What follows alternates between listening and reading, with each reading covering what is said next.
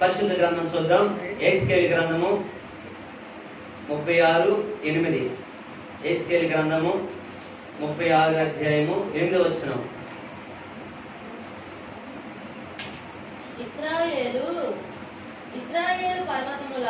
ఇశ్రాయేలు పర్వతములారా ఇక కొంతకాలమునకు ఇశ్రాయేలుకు నా జనులు వచ్చెదరు. మీరు చిగురు పెట్టి వారి కొరకు మీ ఫలములు ఫలించుదురు. దేనికి స్తోత్రాలు చెల్లిద్దాం, దేనికి స్తోత్రాలు చెల్లిద్దాం. అలాగే తల ఉంచుకున్నట్టయితే ప్రార్థన చేద్దాం. మహోన్నతుడా, మహాగరుడా, సర్వలోకానికి అధిపతి అయిన ప్రియ పరలోకపు తండ్రి, చదవబడి లేఖన భాగాలన్నీ కూడా మీరు దీవించండి, ఆస్వాదించండి. మీ ఆత్మచేతను నింపండి. నాలో నుండి వచ్చిన ప్రతి ఒక్కరితో నాలో ఉండి మీరు మాట్లాడి మీ ఘనమైన శ్రేష్టమైన జీవగల నామానికి ఘనత, మహిమ, ప్రభావములు పొందుకోమని యేసుక్రీస్తు పరిశుద్ధ నామాన్న అడిగి వేడుకుంటున్నాము తండ్రి. ఆమేన్. హల్లెలూయా, హల్లెలూయా. చదవబడి లేఖన భాగాలు మనం గమనించినట్లయితే ఎహెజ్కేలుతో మళ్ళీ దేవాదేవుడు ఒక మాట చెప్తున్నాడు. ఏమనంటే మనం చదువుకున్న మాట, ఇశ్రాయేలు పర్వతములారా ఇక కొంతకాలమునకు ఇశ్రాయేలుకు నా జనులు వచ్చెదరు. మీరు చిగురు పెట్టి వారి కొరకు మీ ఫలములను ఫలించుదురు. దేనికి స్తోత్రాలు చెల్లిద్దాం. హల్లెలూయా.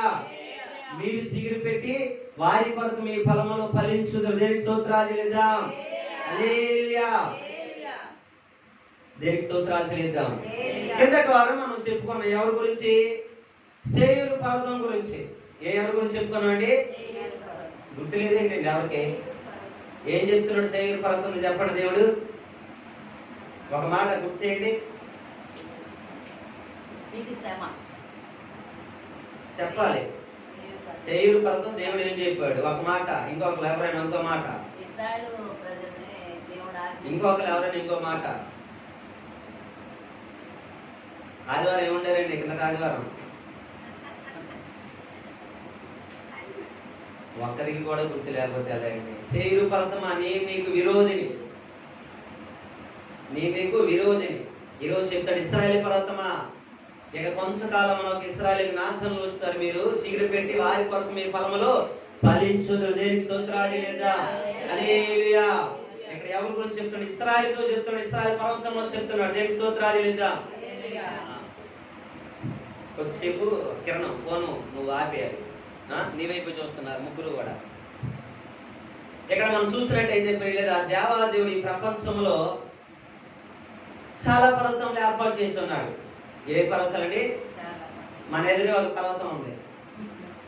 అలాగే మన భారతదేశంలో హిమాలయ పర్వతాలని, కాశ్మీర్ పర్వతాలని, అలాగే పక్కనున్న సైన్య దేశంలో సైనా పర్వతాలని, అలాగే బైబిల్లో కూడా చూసుకుంటే చాలా పర్వతాలు ఉన్నాయి.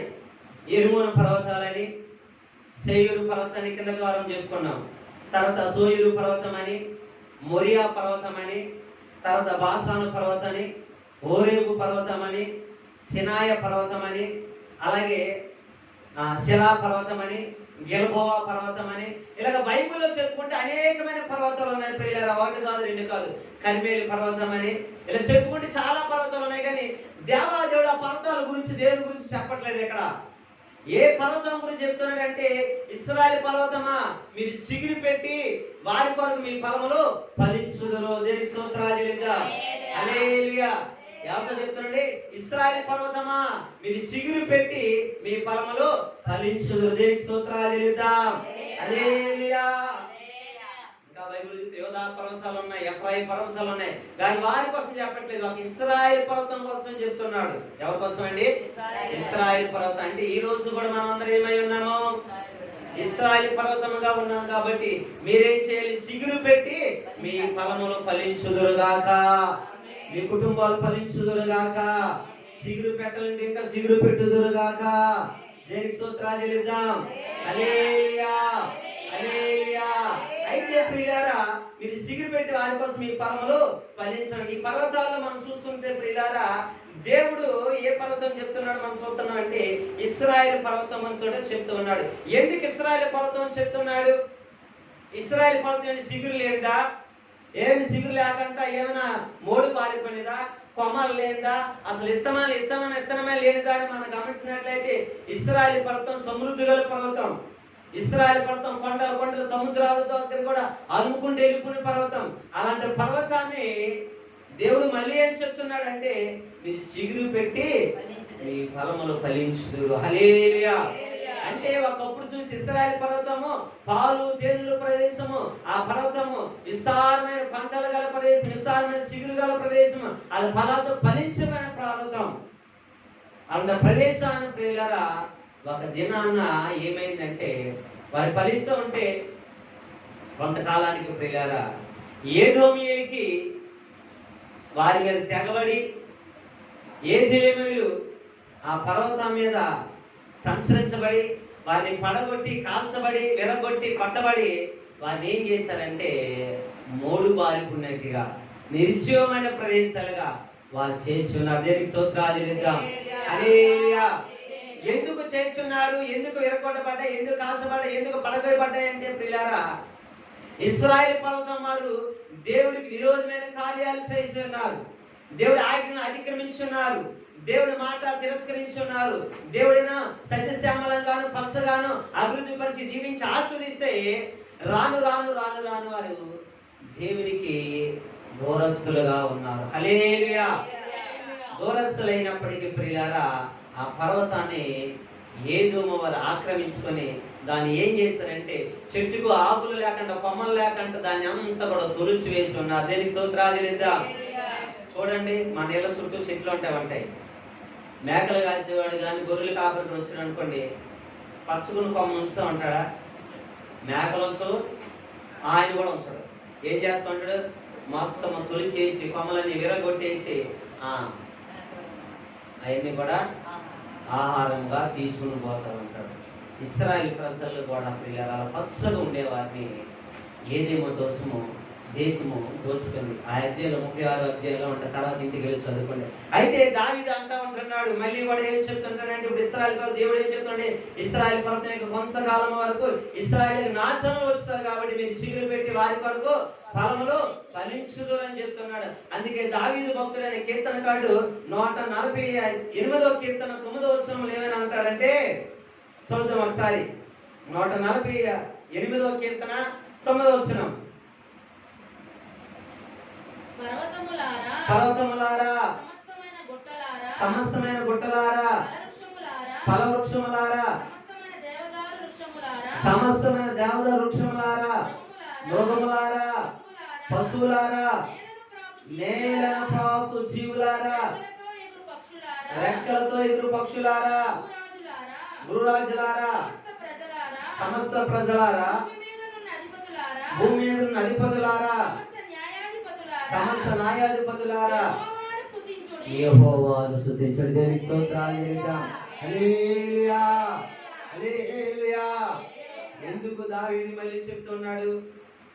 దావీదు మళ్ళీ ఎందుకు పర్వతములారా, లోయలారా, గుట్టలారా, మెట్టలారా, అధిపతులారా అని ఎందుకు చెప్తున్నాడంటే, మళ్ళీ దావీదు రాజు అయినప్పుడు పిల్లరా ఆ ఇశ్రాయేలు ప్రజలందరూ కూడా మళ్ళీ ఆశీర్వదించబడ్డారు. మళ్ళీ సిగురు మొలిచి దేవునికి స్తోత్రాలు చెల్లిద్దాం. హల్లెలూయా. మళ్ళీ దావీదు రాజు ఏమిటండి, అప్పుడు దాకా నశించిపోతున్నారు, ఎండిపోయి ఉన్నారు, వాడిపోయి ఉన్నారు, ఎక్కడ నరకబడి ఉన్నారు. అయితే దావీదు రాజు అయిన తర్వాత మళ్ళీ ఇశ్రాయేలు ప్రజలందరూ కూడా ఐక్యపరచబడ్డారు, సమాధానపరచబడ్డారు. వాళ్ళు ఫలభరితంగా సిగిరి పెట్టి వారి ఫలాలు ఫలిస్తూనే ఉన్నారు. దేవునికి స్తోత్రాలు చెల్లిద్దాం. హల్లెలూయా. అటు గొప్ప కృప దేవుడు మీకు అనుగ్రహించును గాక. దేవుడు అటు విధమైన కృప మీ కుటుంబాల్లో కలగజేయును గాక. మీ బంధువులు, మీ స్నేహితులు, మీ శ్రేయ విలాసులు కూడా మీరు ప్రకటించుదురు గాక. హల్లెలూయా. ఏమని ప్రకటిస్తూ ఉంటారు? ఏమని ప్రకటిస్తారు? దావీదు ప్రకటించినట్టుగా, అయ్యో నా కొరకు ఒక దినాన్ని ఇదిగో నేను నాలో ఫలము లేదని, నాలో ఆశ లేదని, నాలో మేలు లేదని నన్ను తృణీకరించారే. నా బంధువులారా, నా స్నేహితులారా, నా శ్రేయభిలాసులారా, నా అన్నదమ్ములారా, నా అక్క చెల్లెలారా, నా కుటుంబ సభ్యులారా, ఇదిగో నా దేవుడు నన్ను ఆస్వాదించబోతున్నాడు, సిగురు పెట్టి నా ఫలము ఫలించబోతుంది, నా దేవుడు స్తుతించండి అని చెప్పి మీ బంధువులతో చెబుదురు గాక, మీ కుటుంబ సభ్యులు చెబుదురు గాక. హల్లెలూయా, హల్లెలూయా. అందుకే వాగ్దానాలు మోది ఇశ్రాయేల్ అందరితో కూడా దేవుడు మళ్ళీ ఏం చేస్తున్నాడు, నశించిపోతున్నాను, ఎండిపోతున్నా, మనల్ని ఓడి బారిపోతున్నాయి, నిర్జీవన అయిపోతున్న మనల్ని దేవుడు మళ్ళీ చిగురు పెట్టి ఫలాలు ఫలించినట్టుగా చేస్తున్నాడు. అట్టి విధమైన కృప మీకు అందరూ కలుగును గాక. ఎవరితో చెప్పాలి ఇప్పుడు మనం? ఎంతవరకు చిగురు పెట్టకుండా, ఎంతవరకు అయ్యో నేను చేసిన కార్యము, నేను చేయబోతున్న కార్యము, అయ్యా నేను పూనుకున్న పని అది కార్యరూపం దాల్చలేదే, అది మట్టిలోనే పెట్టబడి అలా గుండిపోయిందంటే నా దేవుడు ఈ రోజు దాన్ని ఏం చేస్తానంటే చిగురింప చేస్తా ఉంటాడు. దాన్ని చిగురింప చేస్తూ ఉంటాడు. మీరు ఫలిస్తా ఉంటారు, ఫలాలు పొందుకొని ఉంటారు. హల్లెలూయా, హల్లెలూయా. ఆ ఇంటి విధమైన మాట ప్రియులారా యేసుకేలుతో చెప్తున్నాడు. అందుకే ఇశ్రాయేలు పర్వతమా మీరు చిగురు పెట్టి ఫలాలు ఫలించుదురు. దేవునికి స్తోత్రాలు చెల్లిద్దాం. హల్లెలూయా. ఎందుకు మళ్ళీ ఇశ్రాయేలు పర్వతము చిగురు పెట్టి మీరు ఫలిస్తారని చెప్పి బల్ల బుద్ధి చెప్తా ఉంటున్నాడంటే ప్రియులారా, దేవాలయం ఇశ్రాయేలు ఎందుకు వారికి చిగురు లేదంటే వాళ్ళు ఎలా ఉన్నారు, ఏ స్థితిలో ఉన్నారు అని మనం గమనించినట్లయితే, మరి ఏ స్థితిలో ఉన్నారని ప్రభు చెప్తున్నాడంటే, మనం చదువుకుని లేఖన బాగా ఎందుకు వచ్చిన ఒక చక్కటి మాట ఉంటుంది, చదవండి. 8వ వచనమా 36:8. ఇశ్రాయేలు పర్వతములారా ఇంకా కొంతకాలమునకు ఇశ్రాయేలు నా చనులు, ఇది నా మాట ఇక్కడ చూడాలండి, నా వైపు చూడాలి. ఏం చెప్తుండే? ఇశ్రాయేలు నా చనులు వచ్చేద్దరు. దేనికి స్తోత్రాలు చెల్లిద్దాం. హల్లెలూయా.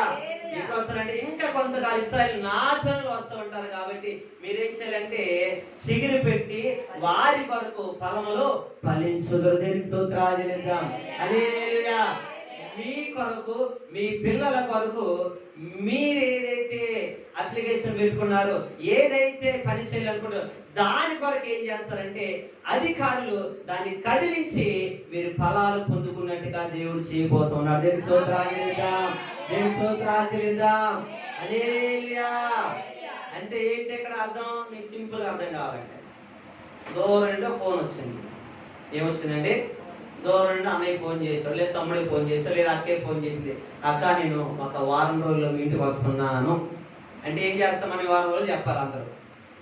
చెప్పండి, వారం రోజులు ఇంటికి వస్తానంటే రాక అక్క మళ్ళీ మన ఇంటికి వస్తూ ఉంటారు, సంవత్సరం అయిపోయింది అని చెప్పేసి ఏం చేస్తూ ఉంటారు, లేదా అన్నయ్య మన ఇంటికి వస్తున్నాం, మన కుటుంబ సభ్యులు ఇంటికి వస్తున్నాం అని చెప్పేసి ముందు ఇల్లంతా కూడా క్లీన్ చేసేస్తూ ఉంటాం. తర్వాత అక్క వస్తే ఏం చేయాలి, ఏం వండాలి, లేదా అన్నయ్య వస్తే ఏం చేయాలి, లేదా బంధువులు వస్తే ఏం చేయాలి, ఎక్కడ తీసుకెళ్ళాలి, ముందు ఏం చేస్తామండి వారికి ప్లాన్ చేస్తాం. అవునంటారు కదా?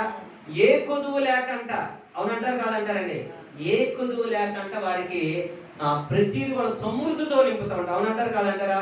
దేవునికి స్తోత్రాలు. హల్లెలూయా. దేవుడు కూడా అదే చెప్తున్నాడు.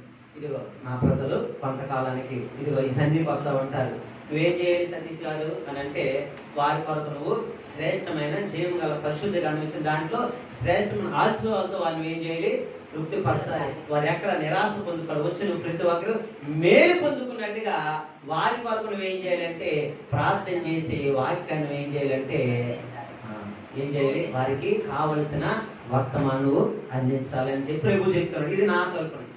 కానీ దేవుడు ఏం చెప్తున్నాడు, ఆ ప్రజలు వస్తున్నారు కాబట్టి వారు ఏదైతే ఇదిగో అవమానపరచబడ్డారు, వేదన పరచబడ్డారు, ధృవీకరించబడ్డారు, వారి అప్లికేషన్ చాలాసార్లు పెట్టుకున్నారు, లేదు ఉదయం ఉండిపోయి వాళ్ళ సమస్యలు, ఆ కుటుంబాలు ఉండిపోయి, అవి తీరని సమస్యలు ఉండిపోయి, తీరని ఆశలు ఉండి, తీరని కోరికలు ఉండిపోయి, కానీ ప్రజలు రాబోతున్నారు కాబట్టి వారి కోసం మీరు ఏం చేస్తున్నారంటే మీరు సిగ్గురెట్టండి. ఎవరు చెప్తున్నాడు? పర్వతం అంటే కొండ, కొన్ని హృదయాల కథలు, బండ లాంటి కొన్ని హృదయాలు ఉండిపోతాయి. ఎంత చెప్పినా మనుషులు చెప్పిన కథలు, కానీ ఎవరు చెప్తే కదులుతాయంటే దేవాది దేవుడు చెప్తే కదులుతామంటాయి. కొండకి చలనం ఉంటుంది అంటారా? అది ఎంత కదులుతుంది మనకి ఎంత చెప్పినా. కానీ దేవుడికి చెప్తే ఏం చెప్తూ ఉంటాడు, నీకు ఆవుగంజంత విశ్వాసం కలిగి ఉంటే ఆ కొండను తీసుకొని సముద్రంలో పడిందంటే వేలు పడుతూ ఉంటారు. చలనం కలిగించే దేవుడు ఆజ్ఞిస్తున్నాడు వాటికి. అందుకే ఇప్పుడు ఏం చేస్తాం, మీరు సిగ్గు పెట్టండి, వారి కోసం మీరు ఫలాలు ఫలించండి. దేవునికి స్తోత్రాలు. హల్లెలూయా. ఇశ్రాయేలు ప్రజలు నా చనులు వస్తారు. అయితే వీళ్ళు ఏ స్థితిలో ఉన్నారు, ఎందుకు దేవుడు మళ్ళీ వాగ్దానం ఇస్తున్నాడు అని చెప్తే వారు ఏ స్థితిలో ఉన్నారో మనం గమనించినట్లయితే అదే ఎస్కేల్ గ్రంథం 36:6 చదువుదాం. వారు ఏ స్థితిలో ఉన్నారో మనం చూద్దాం. కాబట్టి ఇశ్రాయేలు దేశమును గురించి ప్రవచనమెత్తి పర్వతములతోనూ కొండలతోనూ వాగులతోనూ లోయలతోనూ ఈ మాట తెలియజెప్పుము. ప్రభువైన యెహోవా సెలవిచ్చినదేమనగా మీరు అన్యజనుల వలన ఏం చేశారంటే వీళ్ళు అన్యజనుల వలన అవమానం ఉన్నారంట. ఎక్కడున్నారు ఇప్పుడు ప్రజెంట్? ప్రభుత్వం వస్తాను అన్నాడు కానీ మరి ఎక్కడున్నారంటే అన్యజనుల మధ్య అవమానం పొంది ఉన్నారు. అవమానం ఉంటుంది అంటే అది పూర్తికాలం అవమానం కాదు. వారు దేవుడి దగ్గరికి వచ్చినట్టు వారు ఒకప్పుడు శ్రేష్టమైన ఫలాలు పొందుకున్నట్టు వారు, సిగురు పెట్టినట్టు వారే, కృప పొందిన ఆశీర్వాదం పొందుకున్నట్టు వారే. కానీ ప్రియులారా, వారు దేవుడు అంటే దేవుడితో ఆరాధించినట్టు వారే వాళ్ళు. దేవుడి విశ్రాంతి దినాన్ని పాటించినట్టు వారు వాళ్ళు. దేవుడు స్తుతించినట్టు వారు, దేవుడు కనపరిచినట్టు వారు, దేవుడి సన్నిధిలో సాక్ష్యం చెప్పినట్టు వారే. దేవుడు వాళ్ళ స్థితి మార్చాడు, వాళ్ళ ప్రవర్తన మార్చాడు, వాళ్ళ వస్త్రాన్ని మార్చాడు, వాళ్ళ సౌందర్యమైన శ్రేష్టమైన దీవులను ఆశీర్వాదం నింపాడు. వాళ్ళ సంపన్న కుటుంబాలకు ఎదిగాయి, వారు దీవించబడ్డారు, ఆశీర్వదించబడ్డారు. అయితే ఈ మధ్యలో ఏం జరిగిందంటే ప్రియులారా, వారు ఆశీర్వదించబడినప్పటికీ లోక స్నేహంతో వారి స్నేహం కుదిరింది, బంధువులతో స్నేహం కుదిరింది, స్నేహితులతో స్నేహం కుదిరింది. ఇప్పుడు వారు ఎక్కడికి దూరం అయిపోతున్నారంటే విశ్రాంతి దినానికి దూరం అయిపోతున్నారు, దేవుని ఆరాధించడానికి దూరం అయిపోతున్నాడు, దేవుని స్తుతించడానికి దూరం అయిపోతున్నారు, సంఘ సభ్యులకు దూరం అయిపోతున్నారు, దేవుని సన్నిధికి దూరం అయిపోతున్నారు. వాళ్ళ సంపన్న స్థితి ఏమైపోతుందంటే రాను రాను రాను రాను రాను రాను తరిగిపోతూ ఉంది. మంచి శ్రేష్టమైన ఆరోగ్యము, దీవెన, కృప అంత ఇస్తే వారి లోకంలో లోకాశలు ఉన్నప్పటికీ ఆ లోకం ఏం చేస్తుందంటే శ్రేష్టమైన ఉన్నారు, దీవించబడినారు, ఆశ్రయించబడ్డారు అని చెప్పి లోకస్తులు అందరూ కూడా వారిని ఎలా చెప్పుకుంటారంటే అబ్బా మీ అంత కృప పొందినట్టు వారు ఎవరు లేరమ్మా, మీ మాట మాకు చెప్తే మాకు ధన్యతామని చెప్పి వాళ్ళు ఎక్కడ కూర్చొని పెట్టేస్తున్నారు అంటే పిల్లల ఇల్లు కలగంట, గడప కలగంట, అరుగు మీద ఆ ఇంట్లోనే కూర్చొని పెట్టి మాటలతో మభ్య పెట్టి వాళ్ళు ఏం చేస్తున్నారంటే దేవునికి దూరపరుస్తూ ఉన్నారు. వారు కూడా ఏం చేస్తున్నారంటే పొగలతో మునిగిపోతున్నారు, పొగలతో వాళ్ళు ఏం చేసి హెచ్చించుకుంటూ ఉన్నారు. అయితే అవి ఎలాంటి పొగడతలు అంటే సౌందర్యం ఉన్నప్పుడు, ధనం ఉన్నప్పుడు, ఆశ ఉన్నప్పుడే పొగడతో నింపుకొడుతూ ఉంటారు. ఆ పొగలతో పొడిగి పొడిగి వారి దగ్గర ఉన్న సౌందర్యాన్ని దోచుకున్నారు. వారి దగ్గర ఒకప్పుడు మీరు దేవుని సన్నిధికి వెళ్ళినప్పుడు మీరు ఆశీర్వదించబడ్డారు, దీవించబడ్డారు. ఇప్పుడు మీ దేవుడు మిమ్మల్ని తృణీకరించాడా ఏంటండి? మీ దేవుడి మిమ్మల్ని తృణీకరించాడు, మీ దేవుడి మిమ్మల్ని విడిచిపెట్టాడా, మీ దేవుడి మిమ్మల్ని పాతాళము తొక్కేశాడా అంటే ఏదో పాపం చేశాను కదా. ఎవరిని అంటున్నారు ఈ మాటలు? యోబు దగ్గర ఎవరంటూ ఉంటున్నారు? వారి స్నేహితులే, వారి బంధువులే, సొంత భార్యే మాటలు అంటున్నారు లేదండి. అదే మాటలు ఇశ్రాయేలు ప్రజలు కూడా అనుభవిస్తూ ఇప్పుడు ఏమై ఉన్నారంటే వారు అవమానం ఉంది ఉన్నారు. ఇక్కడ అవమానం ఉంది అండి. వాళ్ళు ఎలా ఉన్నారంటే ఇప్పుడు అవమానం ఉంది ఉన్నారు. కాబట్టి ఇప్పుడు అవమానంతో వాళ్ళు సిగ్గుతో అక్కడ ఉంటూ అప్పుడు మళ్ళీ వారికి ఏమొచ్చిందంటే జ్ఞాపకం చేసుకున్నారు. దేవుని స్తోత్రాలు హల్లెలూయా. ఒకవేళ ఈ దినానికి వాక్యాన్ని వింటున్నా, నీవు లైవ్లో చూస్తున్నా, మీరైనా ఒకప్పుడు దేవుడి దగ్గరికి మేము వచ్చామండి, వచ్చినప్పుడు మా స్థితి ఏమీ లేదు, చిరిగిపోయిన బట్టలు, పని లేదు, మంచి ఆహారం లేదు, నివాసం లేదు. అయినప్పటికీ దేవుడి దగ్గరికి వచ్చినప్పుడు మమ్మల్ని సమృద్ధిగా ఆస్వాదించాడు, మా స్థితిగతినే మార్చాడు, సంపన్న స్థితిలో ఉంచాడండి. ఆస్వాదించబడ్డాం. కానీ రాను రాను మేము లోకానికి, లోక స్నేహితులకి బానిసలైపోయి మా ఆశ అంతా పోగొట్టుకుని ఉన్నామని ఒకవేళ ఈ దినాన్ని మీరు అనుకుంటే మళ్ళీ నా ప్రభువు మిమ్మల్ని పిలుస్తూ ఉన్నాడు. ఆయన వైపు నువ్వు చేతులు ఎత్తినట్టయితే, ఆయన వైపు నువ్వు చూసినట్టయితే, ప్రభువా నువ్వు ప్రార్థించినట్టయితే నా ప్రభువు ఈరోజు మీతో చెప్తున్న మాట, ఇశ్రాయేలు నాశనులు మరలా వచ్చేద్దరు. దేనికి స్తోత్రాలు చెల్లిద్దాం. హల్లెలూయా హల్లెలూయా. ఇశ్రాయేలు పర్వతమా, ఇశ్రాయేలు జనులు మరలా వచ్చేద్దరు. వారి కొరకు మీరు సిగురు పెట్టి ఫలములో ఫలించుదురు. దేవునికి స్తోత్రాలు చెల్లిద్దాం. హల్లెలూయా. ఒకవేళ తప్పిపోయి ఉన్నట్టుంటే మళ్ళీ దేవుడి సన్నిధికి వస్తే దేవుడు చెబుతున్నాడు. ఒకసారి మా మిగతా వచ్చిన చదవండి. జౌనుల వలన అవమానం నొందితిరి గనుక దోషముతోను కోపముతోను. చాలా మళ్ళీ చదివి ఆగండి. ఎవరిస్తున్నారంటే మాట అండి, దోషముతో. ఎక్కడికి వెళ్ళింది ఆ దోషము? ఆ కోపం ఎక్కడికి వెళ్ళింది? దేవుడి దగ్గరికి చేరిపోయింది. ఇప్పుడు అవమానం ఉంది. వాళ్ళు ఏం చేస్తున్నారంటే, అవమానం ఉంది, వాళ్ళు ఏడుస్తున్నారు, కన్నీరు కారుస్తున్నారు. ఎప్పుడు ఏడుపు వస్తూ ఉంటది మనకండి? ఎప్పుడు దుఃఖం వస్తూ ఉంటది మనకి? 10 మందిలో మనం అవమానపరచబడినప్పుడే కదా, 10 మందిలో మనం తృణీకరించబడినప్పుడే కదా. అంతకాలమేమో 10 మందిలో మనలేమో పొగిడి, అంతకాలం మనలేమో ఉన్నతమైన స్థితిలో ఉంచి, తర్వాత మన దగ్గర సమస్తం కోల్పోయిన తర్వాత, ఏమి లేపిన తర్వాత అదే 10 మందిలో మనం అవమానపరిస్తే మనకేం వస్తూ ఉంటుందండి? దుఃఖం అవుతుంది అంటారా? ఏడుపు అవుతుంది అంటారా? కన్నీళ్ళు ఆగుతారు అంటారా? అక్కడ ఉండగలుగుతుంటారా? ఉండలేక పరుగు పరిగిన వచ్చి, ప్రభువా నాకు ఎందుకయ్యా ఈ స్థితి, ఎందుకు కలగజేసావు, స్థితులు ఎందుకు అని చెప్పి ఏడుస్తూ ఉంటాము. అవునంటారు కదా. అయితే నా ప్రభువు ఏడుస్తుంటే ఆ దోషం ఎక్కడికి వెళ్ళిందంటే దేవా దగ్గరికి వెళ్ళిపోయి. దేవునికి స్తోత్రాలు చేద్దాం. వెళ్ళిపోయి ఆయన చెప్తున్నాడు. ఏమని చెప్తున్నాడు అంటే, కోపముతోను రోషముతోను నేను నీకు మాట ఇస్తున్నాను. దేవునికి స్తోత్రాలు చేద్దాం. హల్లెలూయా. ఈ రోజు నేను కాదు మాట ఇచ్చింది ప్రియులారా, నా దేవుడి. ఏ దేవుడైతే మీరు ఆరాధిస్తున్నారో, ఏ దేవుడైతే మిమ్మల్ని ఆదుకుంటానన్నాడు, ఏ దేవుడైతే నిజ దేవుడని మీరు ఆశపడి ఆ దేవుని ఆరాధించడానికి వచ్చున్నారో ఆ దేవుడి మీకు మాట ఇస్తున్నాడు. దేవునికి స్తోత్రాలు చేద్దాం. ఆ దేవుడు మీకు మాటిస్తున్నాడు. ఏమైనా మాటిస్తున్నాడంటే, ఎక్కడైతే అవమానించబడ్డాడు, ఎక్కడ తునీకరించబడ్డాడు, అక్కడైనా దేవుడు మిమ్మల్ని నిలిచిపెడతావుతున్నాడు. దేవునికి స్తోత్రాలు చేద్దాం. అక్కడే మిమ్మల్ని ఆశీర్వదించబోతున్నాడు. హల్లెలూయా. నా మాట కాదు, మళ్ళీ చదవండి. రోషముతోను కోపముతోను నేను మాట ఇచ్చున్నాను. ప్రభువైన యెహోవా సెలవిచ్చినదేదనగా, నీ చుట్టూ ఉన్న అన్ని జనులు అవమానమునందుదని. ఎవరంటే ఎవరు అవమానం పొందుతారు? మనకేమో నిన్ను అవమానపరిచారు, కానీ ఇప్పుడు నువ్వు కాదు అవమానపరిచారు. నిన్ను ఆశ్రయించి నా దేవుని ఆశీర్వాదం చూసి వారిని అవమానపరచబోతున్నా. దేవుడి స్తోత్రాలు. హల్లెలూయా. హల్లెలూయా. దేవుని స్తోత్రాలు చెల్లిద్దాం. నువ్వు నేను పరచలేదు, మనం పరచగల? ఆయన మాట ఇచ్చి ఉన్నాడు. మాట ఇచ్చే దేవుడు. ఈ లోకంలో తప్పిపోయింది ఒక్కటి కూడా ఎక్కడ మనం లేదు ప్రియులారా. మనుషులు తప్పివచ్చు, బంధువులు తప్పివచ్చు, స్నేహం తప్పివచ్చు. అమ్మా నేను మాట ఇచ్చాను కదా, నేను 10 మంది నిలిచి పెడతాను, నాకు ఉద్యోగం ఇస్తాను, ఇదిగో నేను పెద్ద ఉన్నతమైన స్థితిలో నిలిచి పెడతానని చెప్పి అంటూ ఉంటారు. కానీ తీరమోసి అడిగితే మాట తప్పిపోతూ ఉంటారు. లేదమ్మా, వాళ్ళు అడిగారు, వాళ్ళే ఎక్కువ డబ్బులు ఇచ్చారు, వాళ్ళే నా చేతులు గడిపారు, మీరు నా చేతులు గడపలేదు, నా చేతులు గడపలేదు. కాబట్టి మన అవమానంతో వచ్చేస్తుంటే, నువ్వు ప్రభు మీద ఆధారపడి ఉంటే, ప్రభుని నమ్ముకొని ఉంటే ఆయన అవమానపరచబోతున్నాడు. హల్లెలూయా. హల్లెలూయా. దేవునికి స్తోత్రాలు చెల్లిద్దాం. దేవునికి స్తోత్రాలు చెల్లిద్దాం. ఇది మొదటగా చూస్తే ప్రియులారా, దేవుడు చెబుతున్నది ఏంటంటే, ప్రియులారా, ఎందుకు నా జనులు మళ్ళా వస్తారంటే, వారు అక్కడ ఏమైనా అవమానపరచబడ్డారు. అయితే దేవుడు మాట ఇస్తున్నాడు, ఆ జనుల మధ్యలోనే. ఏ జనుల మధ్యలో అండి? ఆ జనుల మధ్యలోనే ఇది వాళ్ళని అవమానపరుస్తాను. అందుకే ఇశ్రాయేలు పర్వతమా, వారి కోసం ఏం చేస్తాడు? సిగురు పెట్టు, ఫలాలు ఫలించు. దేవునికి స్తోత్రాలు చెల్లిద్దాం. హల్లెలూయా.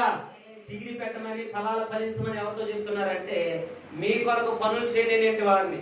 ఎవరి కొరకండి? మీ కొరకు పనులు చేయలేని వారిని.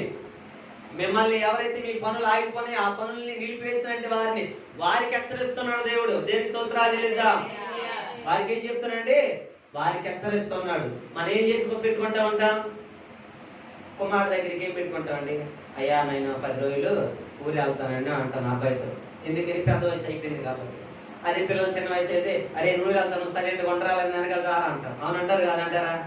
పెద్ద వయసు అయిపోయింది కాబట్టి అరే నేను ఊరు వెళ్తానని చెప్పుకోవాల్సి వస్తుంది అంటే, వద్దామా, ఎవరు లేదు, ఎవరు లేదు, అరే నేను కొన్ని బట్టలు ఏం కొనుక్కుంటానంటే, ఉన్నాయిగా మన మాట అంటారు. వింటారా? కానీ ప్రభు వాళ్ళ కొరకు సిగురించయ్యా, సిగురించు. ఏంది వాళ్ళు తృణీకరిస్తున్నా? వాళ్ళు ఫలించాలంటే ముందు ఫలించాలి. వాళ్ళ ఘనత రావాలంటే ముందు నీ ఘనత రావాలి. ఇప్పుడు ఎవరి ఘనత రావాలి? తల్లి ఘనత కొనాలంటే పిల్లల ఘనత వస్తూ ఉంటది. పిల్లల ఘనత రాకపోతే తల్లిదండ్రులు ఘనత రాకపోతే పిల్లలకి ఏడవుతుంది ఘనత అండి? వస్తుందా అంటదా? రాదు. ఇప్పుడు అధికారుల ద్వారా అధికారులు సక్రమంగా పనిచేశారంటే ఎవరికి రావాలి పేరు? ప్రజలకు పేరు రావాలి. అవునంటారు కాదంటారులే. ప్రజలు ఆశ్రయించబడాలి, దీవించబడాలి, సుఖంగా ఉండాలి, ఆరోగ్యం ఉంటే ఎవరికి పేరు వస్తుంది? అధికారులకు పేరు వస్తూ ఉంటుంది. అవునంటారు కాదంటారు. ఇప్పుడు అధికారులు, ఇప్పుడు కొండ మీద నివసించేది ఎవరు? ఇశ్రాయేలు ప్రజలు. దేవుడు ఎక్కడ నాటాడు? వాళ్ళు శ్రేష్టమైన ఫలార్థమైన కొండ మీద నాటాడు, వాళ్ళు సారవంతమైన భూమి మీద నాటాడు. ఆ భూమి అయిపోయింది, ఎండిపోయింది. ఎందుకంటే నిర్జీవం అయిపోయింది. ఎందుకంటే ఇశ్రాయేలు అక్కడ లేరు. ఏమైపోయింది? అక్కడ లేదు, నిజం అయిపోయింది. మళ్ళీ నా ప్రజలు అక్కడికి వస్తూ ఉంటారు. కాబట్టి మీరు ఏం చేయాలంటే వారి కోసం మీరు సిగురు పెట్టండి. అందుకే దావీదు అంటున్న, పర్వతములారా, లోయలారా, గుట్టలారా ప్రభువును స్తుతించండి. ఎందుకు స్తుతించమనంటే మళ్ళీ అన్నింటి దేవుడు ఆజ్ఞించండి. ఎందుకంటే ఇప్పుడు అది సిగురేసుకొని ఫలాలు పొందుకుని మీరు అందరూ కూడా వీరలేయండి, గెంతులేయండి, ఆనందంతో ఉత్సాహం చేయండి. దేవునికి స్తోత్రాలు చేద్దాం. హల్లెలూయా. మనం బాగుండాలంటే మన చుట్టూ ఉన్న వస్తువులన్నీ కూడా మనకు అనుకూలంగా ఉండాలి. అవునంటారు కాదండి. ఆయనకు అనుకూలంగా లేకపోతే మనం బాగోలేము. మొదటగా దేవుడు ఎందుకని ఏం చేశాడు? 5 దినాలు కూడా సమస్తను సృష్టించి 6వ దినాన్నే మనుషులు సృష్టించాడు. అందుకే దావీదుతో అబ్రహాముతో అంటాడు, సమస్తము నీకు అనుగ్రహించాను కాబట్టి ఇదిగో మీరు ఫలించండి, అభివృద్ధి పనండి, భూమిని ఏలండి అని చెప్పి ఆదాముతో చెప్తాం. దేవుడి స్తోత్రాలు చేద్దాం. ఏమైందండి? ఏలని చెప్పి అవి ఏలాలంటే ఏం చేయాలంటే అన్నింటిని కూడా దేవుడు సిగ్గురింప చేస్తున్నాడు. దేవుడి స్తోత్రాలు చేద్దాం. హల్లెలూయా. ఇప్పుడు అందుకే అనుచరులైన మనం మధ్యలో మనం అవమానించబడ్డామేమో, తృణీకరించబడ్డామేమో, దోషంగా ఉన్నామేమో, దేవుడు మళ్ళీ కూడా మిమ్మల్ని ఎక్కడ తీసుకొచ్చాడంటే పిల్లరా, దేవుడి సన్నిధికి నేను తీసుకొచ్చాడు. ఈ రోజు ఒకవేళ మీరు ఎక్కడైతే అవమానించబడ్డారు, తృణీకరించబడ్డారో అక్కడే నా దేవుడు మళ్ళీ ఏం చేస్తాడంటే మేము ఆస్వాదించబోతున్నాడు. వారి మధ్యలో నా దేవుడు మీరు ఫలాలు అందుకునే విధంగా లేపబోతున్నాడు. దేవుని స్తోత్రాలు చెల్లిద్దాం. హల్లెలూయా. ఫలాలు కొయ్యబోతున్నారు. దేవుని స్తోత్రాలు చెల్లిద్దాం. ఒకటిగా ఎలా ఉన్నారు ఇశ్రాయేలు ప్రజలు మనం చూస్తండి, ఎలా ఉన్నారు? అవమానం పొందిన వారు. అందుకే దేవుడు వాళ్ళు నా చనులు వచ్చేదని చెప్తున్నాడు. రెండవదిగా మనం చూస్తే ప్రియులారా, సిగురు పెట్టండి అని చెప్తున్నాడు. ఏం చెప్తున్నాడండి? సిగురు పెట్టమంటున్నాడు. సిగురు పెట్టాలంటే చేయాల్సిన పని ఏంటి చెప్పాలండి? సిగురు పెట్టాలంటే ఏం చేయాలి చెప్పాలి. సిగురు పెట్టాలంటే ఏం చేయాలి? సిగురు పెట్టాలంటే ప్రార్థన చేయాలా? ప్రార్థన చేసి సిగురు వచ్చేద్దా? సిగురు పెట్టాలంటే ముందు దున్నబడాలి. దేవుడి స్తోత్రాలు చేద్దాం. నువ్వు విత్తనం ముందు వేయాలంటే ఏం చేయాలి? పొలం దున్నబడాలి. ఎత్తు పల్లాలు, పిచ్చి మొక్కలు, గొలుపు మొక్కలు అన్ని కూడా సదును చేయాలి. మీరు పొలాల్లో ఉన్నారో లేదో తెలియదు. నేనైతే వ్యవసాయం చేశాను కాబట్టి చెప్తుంటున్నాను. అది సిగురు పెట్టాలంటే ముందు ఏం చేస్తారంటే పిచ్చి మొక్కలు, గడ్డి మొక్కలు అన్ని పెరిగిపోతుంటే దాన్ని ఏం చేస్తారంటే ప్రభువే దాని మీద వర్షాన్ని కుమ్మరించి దాన్ని ఏం చేస్తారు? వర్షం కుమ్మరించి దాన్ని ఏం చేస్తారంటే నాగలతో శుభ్రంగా దున్నుతూ ఉంటారు. దున్నిన తర్వాత దాన్ని సదును చేస్తూ ఉంటారు. ఎక్కడ కూడా పిచ్చి మొక్క కానీ అది లేకుండా సదును చేసిన తర్వాత దాన్ని ఏం చేస్తారంటే పిల్లల నీరంతా ఉన్న తర్వాత దాని మీద విత్తనాలు తీసుకొని, విత్తనాలు చాటల్లో ఒక దాంట్లో దేవుని వేసి పొలం అంతా కూడా జల్లుతూ ఉంటారు. దేవుని స్తోత్రాలు లేదా? హల్లెలూయా. మొదట సిగురు పెట్టాలంటే దున్నబడాలి. ఏం చేయాలండి? మనం సిగురు పెట్టాలంటే మొదటగా దున్నబడాలి. సిగురు మనం అందుకోవాలంటే కాదు, సిగురు పెట్టాలి, అది ఫలాలు పండించబడాలని మొదటగా దున్నబడితేనే మనం దాంట్లో ఏం చేస్తామంటే విత్తనం వేయగలుగుతూ ఉంటాం. అవునంటారు కాదంటారు? అది ఏం చేయాలి? ఇప్పుడు దున్నబడాలి పొలం అంతా కూడా. ఇప్పుడు దేవాది దేవుడు ప్రభువైన యేసుక్రీస్తు వారు నశించిపోతున్న మన కొరకు, గాయాలు పాలైతున్న మనము, వ్యాధులు పాలైతున్న మనము, స్వస్థత లేని మన కొరకు ఆయన కలవరి సిలువలో ఆయన ఏం చెప్పాడంటే దున్నబడ్డాడు. ఆయన వీపు ఒకటొక 40 కొడా దెబ్బల చేత వీపు అంతా నాదు చాలా వల్ల దున్నబడింది. ఆ దున్నబడి కొడుతూ ఉంటే ఒక్కొక్క దెబ్బ మాంసం మొక్కలు ఊడొస్తూ ఉంటున్నాయి. ఇప్పుడు అందుకే యెషయా భక్తుడు అంటాడు 53:5 ఏమంటాడంటే నీ గాయముల చేత నాకు, నీ దెబ్బల చేత నాకు ఆరోగ్యము, స్వస్థత నాకు కలుగుతూ ఉందని చెప్పి అంటాడు. పిల్లరా, ఇప్పుడు ఆ దున్నబడ్డాడు కాబట్టి ఆ దున్నబడలో నుంచే మనకు స్వస్థత. అప్పుడు దాకా ఏమనుకుంటాం? అనారోగ్యం వచ్చి, వ్యాధి వచ్చి, బాధ వచ్చి డాక్టర్ దగ్గరికి వెళ్తే డాక్టర్ అంటూ ఉంటాడు 24 గంటల దగ్గర ఏం చెప్పలేదు, దేవుడే దిక్కు. ఏమంటారండి? దేవుడి దిక్కు లేదు, మీరు దేవుడిని ప్రార్థించుకోండి అంటూ ఉంటారు. కానీ ఆ సమయంలో మనం ఏం చేస్తామంటే ప్రభువా నీ పొందున దెబ్బల చేత నాకు స్వస్థత అని చెప్పి ప్రార్థన చేస్తే చనిపోతాం అనుకుంటే మనం, ఇంకా ఆయుష్ లేదని అనుకుంటే మనం, రోజులు లేవనుకుంటే మనం ఆయుష్ వదులుకుని మనము మళ్ళీ ఏమొస్తుంది? ఆయన గాయముల ద్వారా మనకి సిగురు ఆశ పుడతా ఉంటుంది. హల్లెలూయా.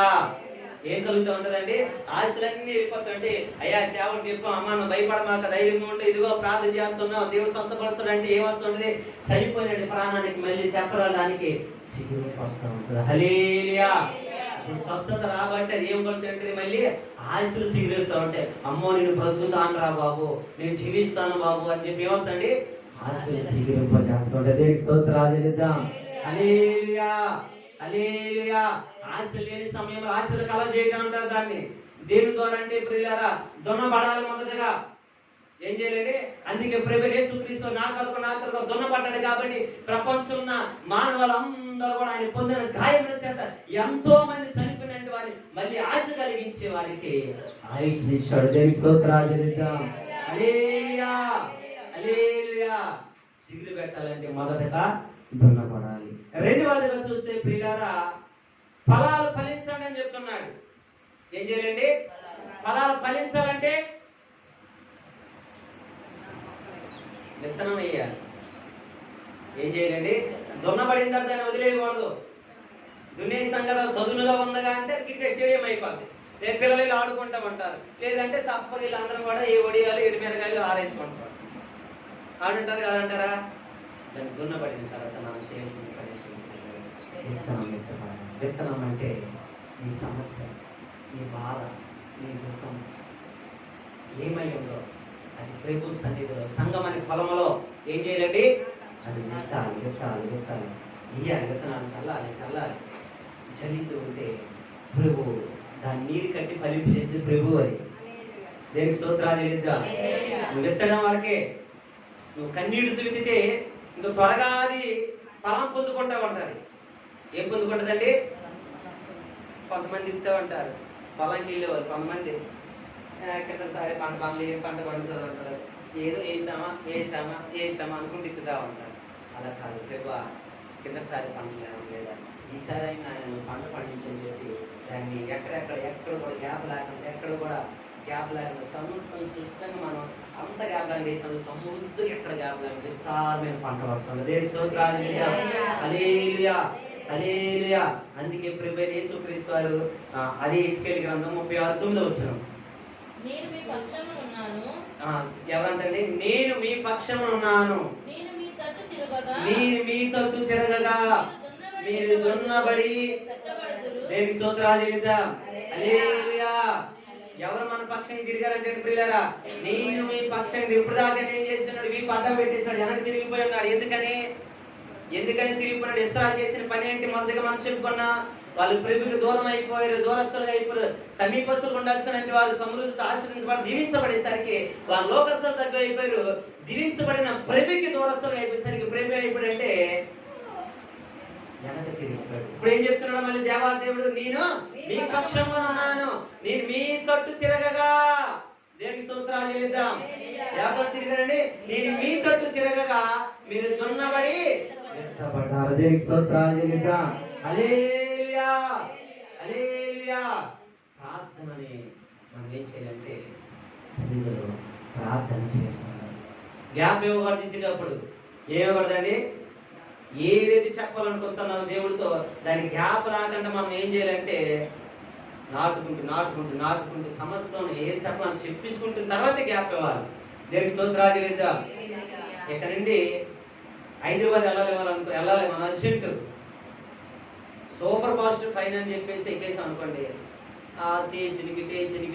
టేసి ఆకుంటూ వెళ్తే ఎప్పటికి వెళ్తాం? సాయంత్రం వెళ్తాం అంటాం. అక్కడ మనం ఎక్కడికైతే వెళ్ళాలనుకుని, ఏ సమయానికి వెళ్ళాలనుకున్నా ఆ సమయానికి అధికారం ఉంటాను అన్నాడు. ఆ సమయానికి అందుకోలేదు. ఇప్పుడు అందుకోలేనప్పుడు ఆయనతో మనం చెప్పగలిగే మాట చెప్పగలుగుతాం అంటావా? దేవుడు కూడా ఇక్కడ 2 గంటలు సమయం ఉంది.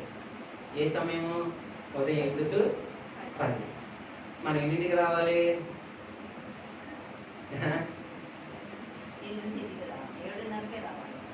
రావాలి. వచ్చి మనం ఏం చేయాలి? విత్తనాలు ఎత్తాలి ముందుగా. అందుకే ప్రార్థనలో కూడా ఆరాధనలో ఎత్తాను. ఆయన వెళ్ళిపోయిన తర్వాత నువ్వు ఎంత ఇచ్చినా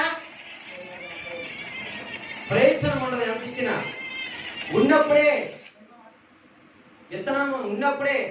ఎక్కడే కాదు ప్రియులారా, నువ్వు అధికారి దగ్గర పనిచేస్తున్నప్పుడైనా, నువ్వు అధికారి దగ్గరికి ఎక్కడికి వెళ్ళినా సరే, వారు ఉన్నప్పుడే నీకు పని జరుగుతూ ఉంటది. అధికారి వెళ్ళిపోయిన తర్వాత నాకు ఇవ్వవా, నాకు పెట్టవా అంటే లేదు. ఆయన రోజులు చెప్తూ ఉంటారు, లేదంటే పలానా రోజులు పలానా టైం చెప్తూ ఉంటారు. ముందుగా నీకు ఇన్ఫర్మేషన్ ఇస్తూ ఉంటున్నారు.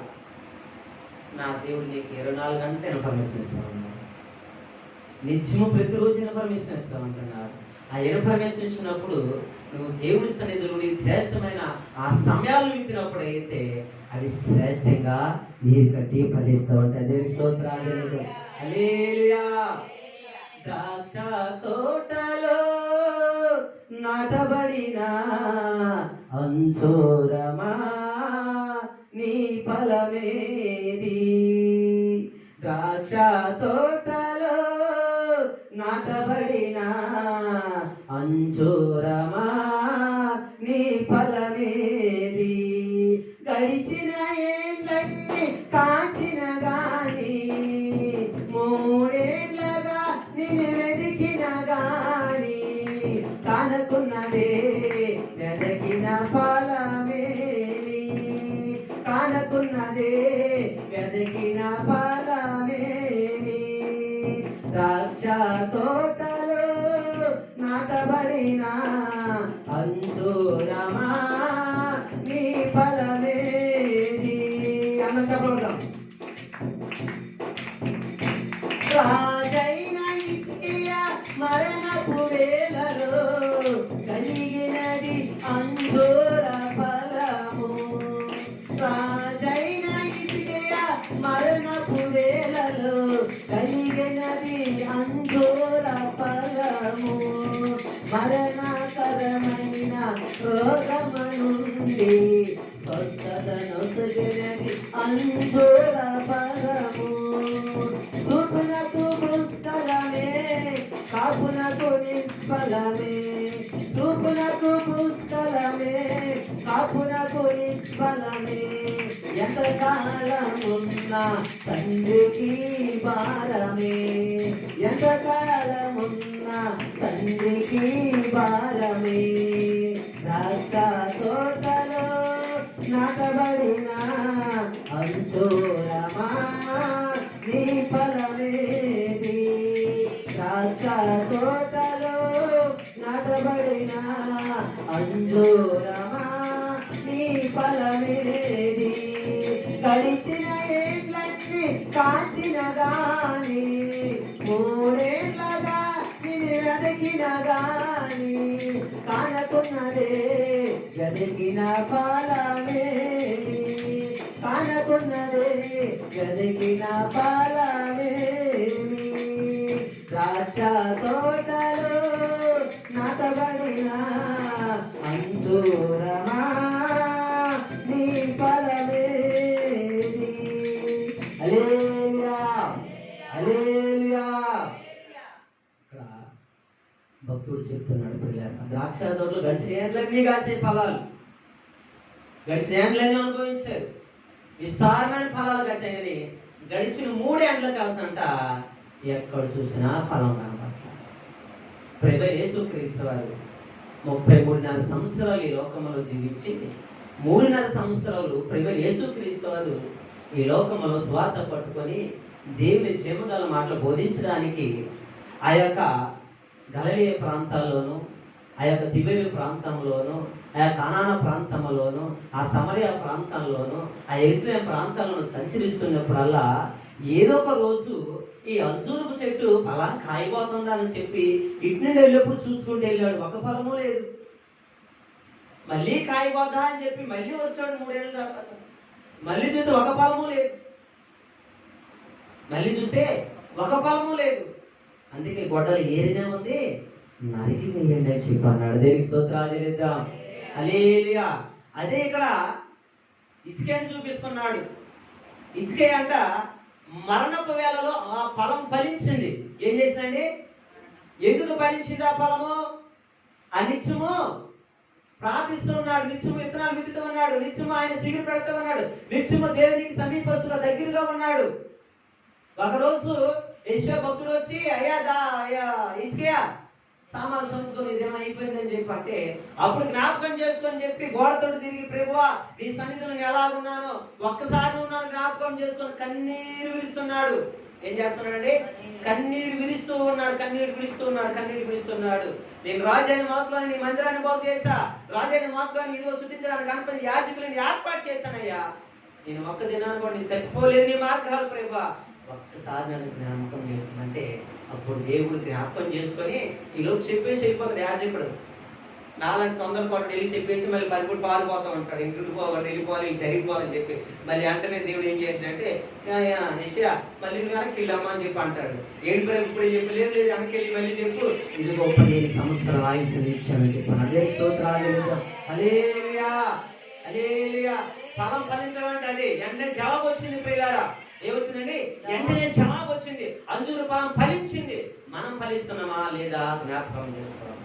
అదే మాట ఇంకొక వచనంలో మనం చూడొచ్చు. ఇక్కడ కాదు, ఇంకొక కథను మనం చెప్తే పరిచయం చేస్తూ ఉంటాను. దానియేలు మనం జ్ఞాపకం చేసుకో. దానియేలు ముమ్మారు ప్రార్థన చేస్తూ ఉంటే ఆయన మీద కొంతమంది ఏం చేస్తారంటే ఒక శాసనం పుట్టించి, ఈ నెల రోజులు ఇదిగో ఆ యొక్క రాజుని తప్పి ఏ దేవుని కూడా ఆరాధించడానికి లేదు, ప్రార్థించలేదని చెప్పి ఒక శాసనం పుట్టించారు. అయితే ప్రార్థించినప్పుడు వారు దావీదుకి సరాసరి ఇంట్లోకి వచ్చి ఈయన ప్రార్థన చేస్తున్నాడు, తీసుకెళ్ళి ఎక్కడ వెళ్ళండి? సింహాల ఫోన్ వెళ్ళాను. ఒకసారి చదవండి, వచ్చింది చెప్తాను. దానియేలు 4:11 వచ్చింది. ఆయన ఏం చేస్తున్నాడు? దానియేలు గ్రంథం 6:11. ఆ మనుషులు గుంపు కూడి వచ్చి దానియేలు తన దేవునికి ప్రార్థన చేయు చాలు పిల్లలు ఏం చేస్తానంటే ప్రార్థన చేసి బతిమలాడుకుంటున్నాడు అంట. ఇసుక ఏం చేశాడు? ఆయన వెనక్కి తిరిగి ఏం చేశాడండి? బ్రతిమలాడుకుంటాడు. అయ్యా నేనేం చేశానని చెప్పి బతిమలాడుకుంటాడు. ఇసుకే కూడా గోడ తిరిగి, అయ్యా నేను అలా చేశానయ్యా, నీ ఒక్క రోజే నేను తట్టుకోలేదయ్యా అని చెప్పి బతిమలాడుకుంటున్నాడు. ఇది నాకు సంభవించేది కాదయ్యా, అయ్యా నాకు ఆయుష్ ఇవ్వాలయ్యా, అయ్యా ఇది నాకు వద్దే అని చెప్పి బతిమలాడుకుంటే వెంటనే ఫలం వచ్చింది. ఇక్కడ దానియేలు కూడా బ్రతిమలాడుకుంటున్నాడు దేవుణ్ణి, అయ్యా నాలో ఒక శాసనం పుట్టించాలి, నేను శుద్ధించదు ఆరాధించాలి, నేను మాత్రం నేను ఆరాధించుకున్నాను, ప్రార్థించుకొని నేను ఉండలేను. తీసుకెళ్ళి పోషిస్తే ఆ సింహాల బోన్లో పడే అని చెప్పి దావీదు ఏం చేస్తున్నాడండి? బ్రతిమలాడుకుంటున్నారు. దేవుని మనం ఏం చేయాలండి? బ్రతిమలాడించుకోవాలా? అయ్యా దేవుడి దగ్గర మనం పిల్లలు అని చెప్పేసి గర్వంగా లాక్కోవాలా? బ్రతిమలాడాలి. ప్రార్థనలు కూడా మనం కూడా ఏం చేయాలండి? బ్రతిమలాడుకుంటే ఆయన వచ్చారు, తీసుకెళ్ళి సింహబోన్లు వేసేస్తే తర్వాత రాజు కలవబడి తెల్లారి నిద్ర పట్టదు ఆయనకి. ఎందుకంటే దానియేలు గురించి ఆ రాజుకు తెలుసు, నిజాయితీ కూడా నీతిమంతుడు, ఏ పాపంలో ఆయన దేవుడు సజీవుడైన దేవుడు అని చెప్పి రాజు తెలుసు. కాబట్టి ఆయన తర్వాత వచ్చి అంటాడు, క్షేమగల దేవుని సేవిస్తున్న దానియేలు, నీ దేవుడు నిన్ను సింహబోనును రక్షించినా. ఏంటంటే దేవుడిని రక్షించనంటే ఆ చిరంజీవి అవును గాక, రాజా చిరంజీవి అవును గాక, నా దేవుడు నన్ను రక్షించును, ఆ సింహంలోను మోయించాడు. దేవునికి స్తోత్రాలు.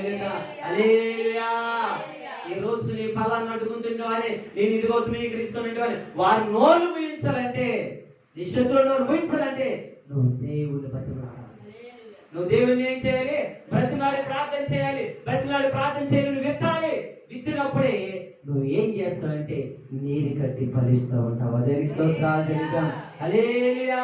అప్పుడే ఎక్కడైతే నువ్వు తృణీకరించబడి, ఎక్కడైతే నువ్వు అవమానించబడ్డావు, అక్కడే నా దేవుడు బల్ల బుద్ధి కూడా ఏం చెప్తాడంటే అదే జనాల మధ్య, అదే జనగల మధ్య, వారి చుట్టూ ప్రజల మధ్య వారు నిన్ను అవమానపరుస్తానని చెప్తుంటాడు. దేవుని స్తోత్రాలు. హల్లెలూయా. వారు నీరు కట్టి ఫలింప చేయాలి. చిగురు పెట్టాలంటే ప్రార్థన చేయాలి. దేవునికి స్తోత్రాలు. మొదటిగా ఏం చేయాలండి? మొదటి వాళ్ళు ఎక్కడున్నారు? అవమానంలో ఉన్నారు. తర్వాత దున్నబడాలి. మూడోదిగా ప్రార్థించే అనుభవాల్లో ఉన్నారు. ఈరోజు ఒకవేళ నువ్వు అవమానంలో ఉంటే, ఇంకా అవమానం నలుముకుంటుంది అని అంటే నువ్వు దున్నబడాలి. సంగమని పొలంలో ఏ యొక్క పిచ్చి మొక్కలు మొలవగలదు నీ హృదయంలో. నీ హృదయం అంతా తేటగా ఉండాలి, పరిశుద్ధంగా ఉండాలి. నువ్వు నాటేది ఎలా ఉండాలంటే ఆ మొక్క నీకు కనబడాలి, అది ఎలాగ పెరుగుతుందో నువ్వు చూడాలి. దాని నీరు నువ్వు పోస్తూ ఉంటే దాని ఫలాలు నువ్వు పోసే విధంగా ఉండాలి. దేవునికి స్తోత్రాలు చేద్దాం. హల్లెలూయా. ఆ ఫలాలు పోసే విధంగా నువ్వు ఉంటే ప్రియులారా నువ్వేం చేస్తావంటే అదే ఇస్రాయేలు గ్రంథము 36 ఇస్రాయేలు గ్రంథము 11 వచనం చదువుతాను. మీరేనండి నేను చదువుతాను మీరేనండి అమ్మ, నేను చదువుతాను మీరేనండి. 11 వచనంలో వెళ్దాము, నేను చదువుతాను మీరేనండి. లేదా నాతో పాటు మీరు చదవండి. 11 కింద వచనానికి రావండి, 11 మధ్యలో నేను చదువుతాను. పూర్వం ఉన్నట్లు, అక్కడ పూర్వం ఉన్నట్లు మిమ్మును నివాస స్థలముగా చేసి మునుపుటి కంటే అధికమైన మేలు నీకు కలగజేసేదను. గట్టిగా దేనికి స్తోత్రాలు చెల్లిద్దాం, గట్టిగా దేనికి స్తోత్రాలు చెల్లిద్దాం. హల్లెలూయా, హల్లెలూయా. దేవుడు చెప్తున్నాడు ఏంటంటే పూర్వము కంటే. మళ్ళీ కూడా మిమ్మల్ని ఎలా చేస్తానంటే నివాస స్థలముగా. మీరు స్థానం తప్పిపోయారు, మందిరంలో మీ స్థానం కోల్పోయారు. మళ్ళీ ఆ నివాస స్థలం మిమ్మల్ని ఏర్పాటు చేసి మునుపుడి కంటే అధికమైన మేలు మీకు కలగజేస్తున్నాడు. దేవునికి స్తోత్రాలు. అటు గొప్ప ఆశలు దేవుడు మీకు అనుగ్రహించును గాక. అటు దేవుళ్ళతో అటు ఆశలు దేవుడు మిమ్మల్ని నింపును గాక. అటు గొప్ప కృప మీరు మీ కుటుంబాలు పొందును గాక. కొద్ది మాటలు దేవుడు దీవించి ఆశీర్వదించును గాక. ప్రార్థన చేద్దాం ప్రియులారా, ప్రార్థన చేద్దాం. అందరం కొద్ది నిమిషాలు ప్రార్థన చేద్దాం, ప్రార్థన చేద్దాం. మునుపుడి కంటే అధికమైన మేలు మనం పొందాలంటే మనం ప్రార్థన చేద్దాం. మొదటగా ఏ స్థితిలో ఉన్నావో జ్ఞాపకం చేసుకో. ఏ స్థితిలో నువ్వు పడిపోయావో జ్ఞాపకం చేసుకో. అవమానకరమైన స్థితిలో ఉన్నావేమో, దోషము నిలబడి చేస్తుందా, అవమానించబడుతున్నావేమో. ఇదిగో నా దేవుడు మాట్లాడుస్తున్నాడు. ఎక్కడైతే నువ్వు అవమానించబడ్డావో అక్కడే నువ్వు దునబడాలి, నువ్వు ప్రార్థించబడాలి. నువ్వు దున్నబడి ప్రార్థన చేస్తే నీ కొరకు సిగిరి పెట్టి ఫలాలు ఫలించనని చెప్పి ఇశ్రాయేలు పర్వతం మాట్లాడుతున్న దేవుడు. ఇదిగో నా ప్రజలు మరలా వస్తారని చెప్తున్నాడు. ఎందుకంటే మునపటి కంటే అధికమైన మేలుని ఆస్వాదించాలని, దీవించాలని చెప్పి నా ప్రభు ఆశ. ఈ రోజు అటు గొప్ప కృపని అనుగ్రహించబోతుండగా ఎవరు